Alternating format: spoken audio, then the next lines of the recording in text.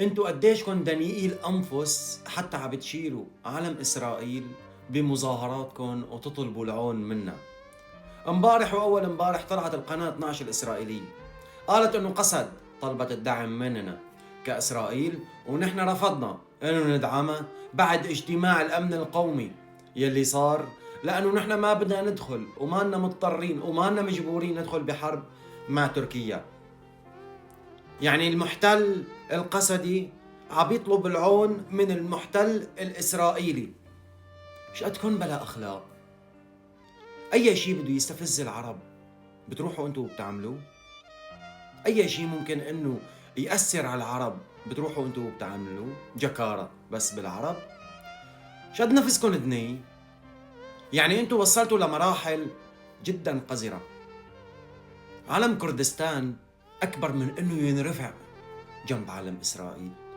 طبعا هذا الفعل ما بيمثل إلا القسدية، ما بيمثل الكرد الشرفاء. لكن للأسف الكرد الشرفاء ما عندهم القدرة أنه يطلعوا ويحكوا هذا الشيء على السوشيال ميديا، لأنه أهاليهم مهددين بالخطر بالمناطق يلي هي تحت سيطرة قسد. علم كردستان أكبر من أنه ينرفع جنب علم إسرائيل. لعنة الله عليكم. نصيحة للتاريخ وللعمر، خلوا ببالكم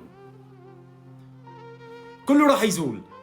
قسد راح تزول، غيره راح يزول، راح تبقوا انتو والسوريين ببلد وحدة.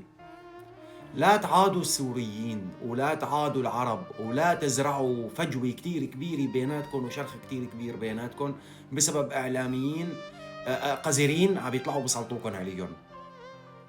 انتو وياهم اخرتكم ببلد واحد. لا تستفزوهم ولا توصلوا لمرحلة تخسروهم فيها، لأنه بالنهاية كلياتنا أولاد بلد واحد ومرجوعنا على هذا البلد. خلوها حلقة بدانكم.